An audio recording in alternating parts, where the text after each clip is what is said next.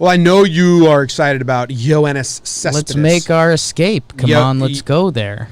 Time after time. Yo-Yo Cespedes playing first base.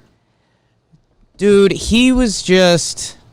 Like, you can look at the stats, and he had some crazy years, and now he's getting older, and he's been hurt a decent amount. But, man, like, definition of a threat. Like, that's one of your and my favorite things we come back to in baseball that you can't really define perfectly. When he's in the box, you're like, oh, shit. There's a chance this is bad. He could be having a bad year. He could be his first game back. Like, he is the definition of a threat.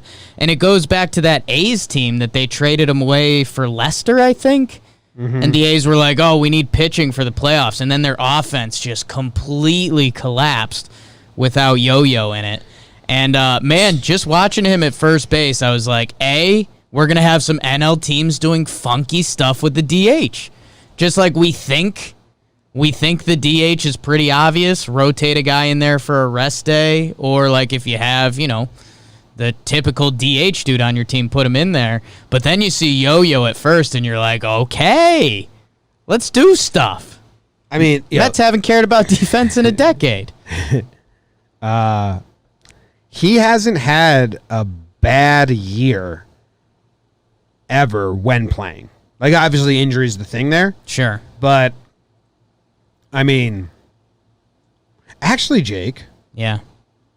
2019, he didn't play at all. 2017, he only played 81 games. Every other season, he has a lot of games.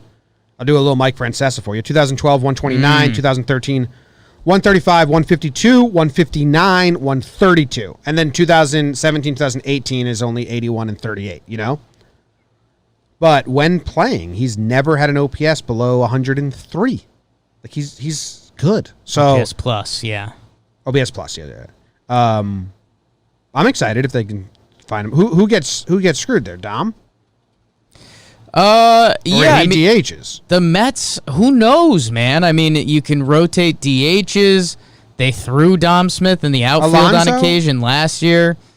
I think the question is, and I don't know. How does he find himself at first? Like, Alonso's getting an off day? It would be Alonso DHing. Yeah. And then, but you would Which, think again, that Dominic Smith would be it. But it feels like overthinking a little. I mean, maybe Cespedes' running is so bad that outfield is like just a no. Like, maybe they've hit that point where it's like, hey, man, like there's very little outfield you could play. But again, I don't know. We're excited about Miguel Andujar's versatility, and who knows what kind of innings he's going to be getting different places. So maybe it's just flexibility? Yeah, they're talking about Andujar the other day, and they're like, hey, if he can play left field, first base, DH, and third, if he's got 4 positions filled, he'll just be DJ LeMahieu, what DJ was supposed to be last year, and he can play 4 days a week, maybe 5, with everyone getting rest. Now, I hope they don't do routine rest like that the whole way, but if you can hit, they'll find a spot for you, especially when now you have the DH. So it is exciting. I don't see him finding a lot of time at first base, though. Maybe like 10 games max? Yo-Yo or Andujar?